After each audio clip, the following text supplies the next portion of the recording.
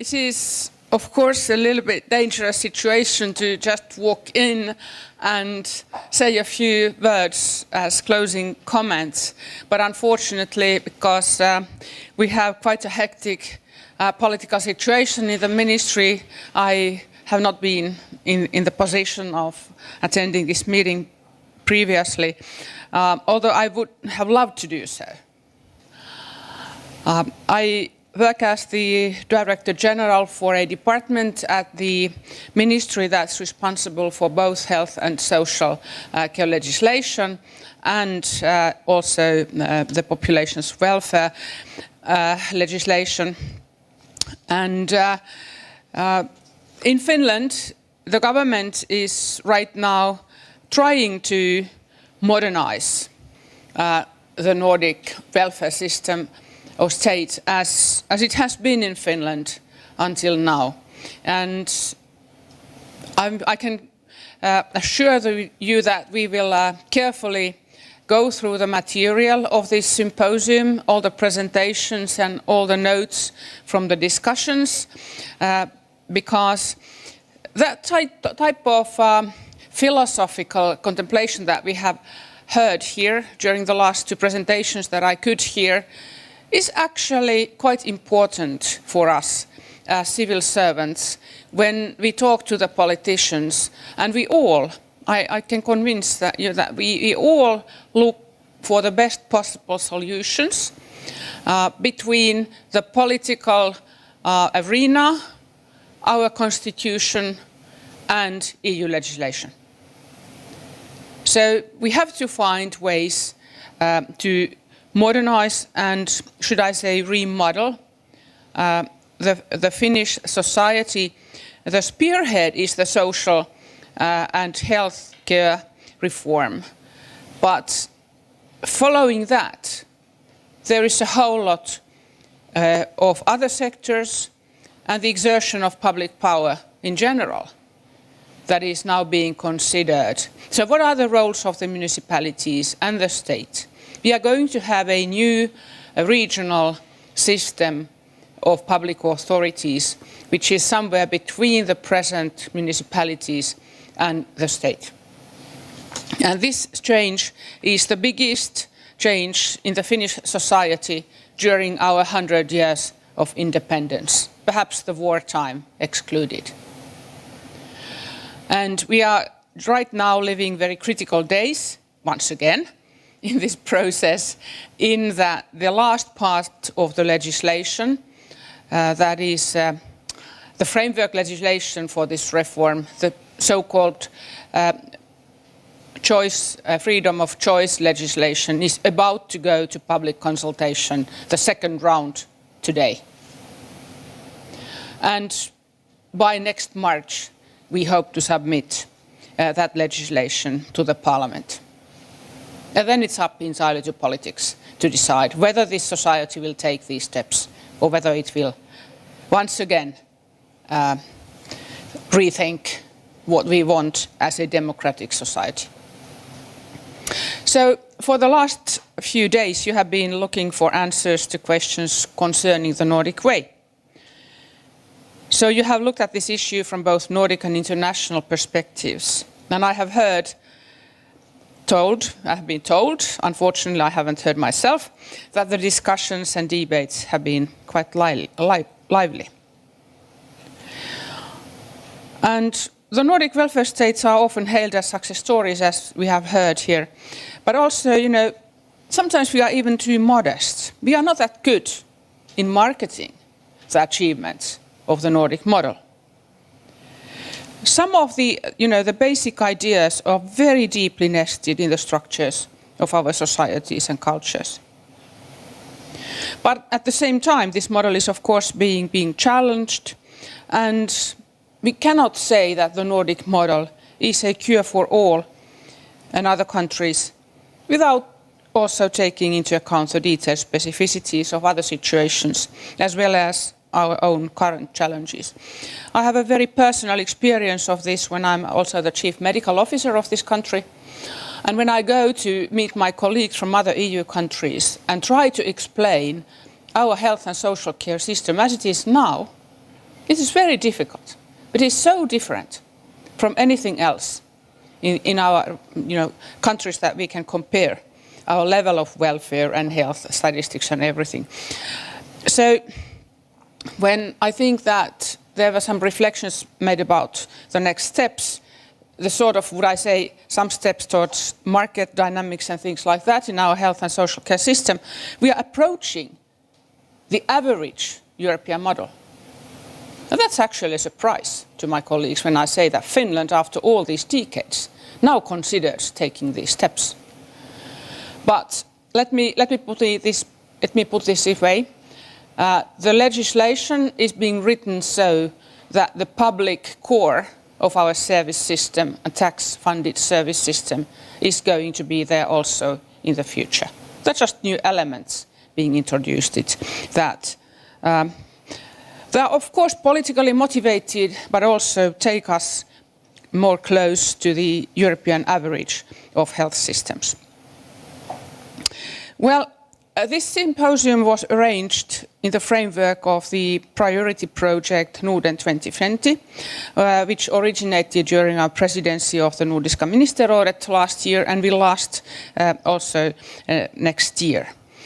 The ambitious focus of this project was to pinpoint and address the present challenges of the Nordic way, also the real challenges of also political nature. And that's why there were 3 different ministries that joined this project, and gradually, I think, during the course of this project, we are approaching the real questions. We are starting to make the real questions, and this symposium sort of is the beginning of the last phase of our project. We really want to raise these issues and bring them to the Nordic arena. Well, we cannot be prescriptive. Finland is unique. The reform we are now putting forward in our social and healthcare system, and also the funding of these systems, it is unique. It cannot be copied to another country. But we can always exchange experiences and share the best practices that we have learned in different countries. And that requires that we are willing to share knowledge with each other, and we are willing to put it in a format that is understandable to our colleagues. Well, our project is very cross-sectional in nature, and that is one of those things that countries differ very much in. Our system is sort of unique in that the same ministry is responsible for both social and health care. And during this reform, we are putting the strategy, the governance, the money, the funding, and the political steering of these both into same hands in 18 regions. It's a big natural experiment, and we want to document it and also evaluate and follow it as well as we ever can. And then very transparently, we hope we can share the experiences, the results, and also perhaps the corrective movements that we have to take during the next 2 years of fulfilling the legislation and really making this happen on the administrative level, and it will take another 3 to 5 years to change the practices and the way that our social and healthcare systems actually operate. Well, dear colleagues, during this symposium we have travelled to the cultural roots of the Nordic way of life, and also to the roots and deeper structures of the Nordic types of welfare state. I have described here some very acute issues of the Finnish system in my short presentation. A couple of key issues from the presentations and discussions as I have understood it. So where are the Nordic countries heading? We share a whole lot, but we also differ. And we might have different ideas and different visions about the future. How much do we actually discuss these issues between governments, between the civil societies? What are the platforms available for this kind of discussion? And how could we facilitate exchange of ideas on all these different levels? And I think that one of the issues that people who work like me for the government as experts, what we have to think seriously about is that how can we tailor our service systems and education, for example, so that our economies really continue to create growth and our social and healthcare systems continue to support the well-being of the population. These are serious issues. And we should not be so modest that we only try to survive from one day to another day. But as civil servants, we should really raise these fundamental issues, which Meri Koivusalo, for example, put forward in her short comment. It's not easy. It's not easy to talk to politicians about these issues, but I would also say that many of our politicians, deep in their hearts, seriously consider these issues these days and are willing to learn from experts. So let's work together with them, and let's work together with our expert institutions, universities, the civil society, the great public, and try to find a new, I wouldn't say consensus, but a new vision of the Nordic welfare state.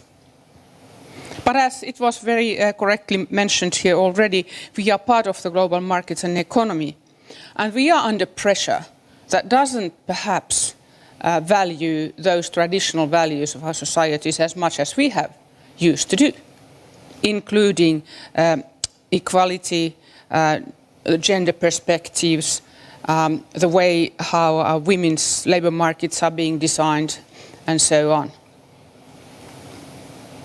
But there is always hope. There is always a bright future ahead of us if we so want to view the issues.